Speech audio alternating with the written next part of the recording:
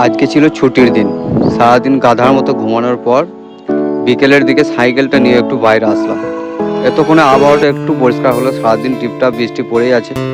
তো এখানে মেলা বসেছে মনে হচ্ছে। ও, রাস্তার ধারেই মেলা এইভাবে। তো দেখো সামনে ওদিকে পুলিশ দাঁড়িয়ে আছে এখানে রাস্তাতে। ওদিকে আর যাওয়া হবে না, রাস্তাটা এদিকে যেতে হবে। তো মেলার ভিতরে হেঁটে যাওয়াই হবে না মনে হচ্ছে, যা ভিড়। আর এই যেখানটিতে মেলাটা বসানো হয়েছে এখন, তো এটা আমাদের মেন রাস্তা, স্টেশন যাওয়ার, আমবাতুর যাওয়ার। সাইকেলটা যদি না থাকতো তাহলে মেলার ভিতর দিয়ে একটু ঘুরে আসা হতো।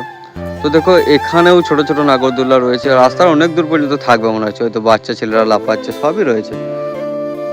তো আমি সাইকেল নিয়ে তারপর চলে এলাম আমবাতুরের মার্কেটে। তো এখানেও রাস্তাতে অনেক ভিড়, আজ যেহেতু রবিবার, এখানে কোনো পুজো আছে মনে হচ্ছে। তো কি রাস্তাতে ঠাকুরের ছবি, তারপর লাইটিং, যাই কিছু থাকবে। তো আমাদের রুম থেকে এটা অনেকটাই দূরে পড়ে বাজারটা, কিন্তু এখানে সব জিনিস টাটকা সবজি ভালো পাওয়া যায়, একটু কম দামেও পাওয়া যায়, তাই তো দূরে আসা।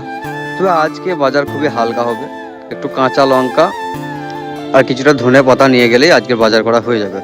আর আজকে মাছ রান্না করা হবে, মাছ আগের থেকে নেওয়া আছে। আর মেঘের যে অবস্থা দেখছি, এক্ষুনি বৃষ্টি নামবে মনে হচ্ছে। একটু খিদে লেগেছিল, কিন্তু কিছু খাবো না, তাড়াতাড়ি চলে যাবো। তো আমার আসার কিছুক্ষণ পরেই বৃষ্টি শুরু হয়ে গেছে।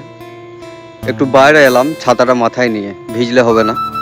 একটুখানি বৃষ্টি হওয়াতেই মেলাটা অনেকটাই ফাঁকা হয়ে গেছে। আমার কাছে ছাতা ছিল, তাই একবার আসলাম, নাহলে আসতাম না। একদিন দুদিন বৃষ্টি হলে ভিজতে ভালো লাগে, প্রতিদিন যদি বৃষ্টি হয় তাহলে কীভাবে ভিজা যাবে।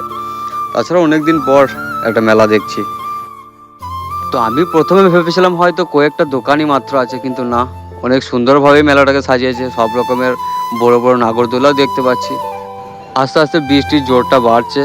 আর এখানকার লাইটটা চলে গেছে, জেনারেটর ছিল মনে হয়, মেন লাইট যেটা সেটাই বন্ধ হয়ে গেছে, অন্ধকার দেখাচ্ছে সব। তো এখন বৃষ্টি নামার আগেই আমিও চলে যাবো এখান থেকে।